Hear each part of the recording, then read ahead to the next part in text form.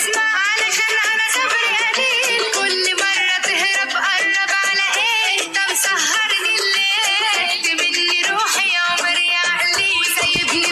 سيف جايز رايحين ناكل انا وانتي جوا، وانا خاصة يوم سبت. احنا بنحب نطلع يوم سبت لانه بنكونش في كتير ناس، بس اليوم العائلات حرفيا مليان ناس. اسمعوا على فكرة على الاطفال احباب الله، كم ولد اجى تصور على معي قصة. على فكرة كتير توقعتش كتير اطفال بتابعوني ولد 3-4 سنين بيعرفني.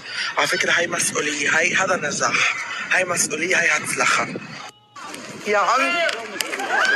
حياتي يسعدك حياتي. انا بطلت اقدر الصراحة، بطلت اقدر خلص اروح. بدنا نروح ناكل، فيش ولا اشي.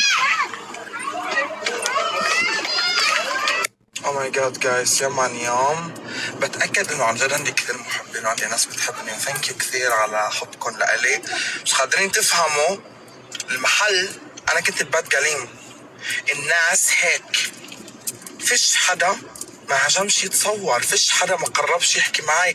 انا بعشق العائلات لانهم محترمين. لما من يكون في اب وام خلص في احترام، الاولاد بيكونوا محترمين، بيجوا بعبطوا بيسلموا. وعلى فكره كثير انا بحب هذا الاشي.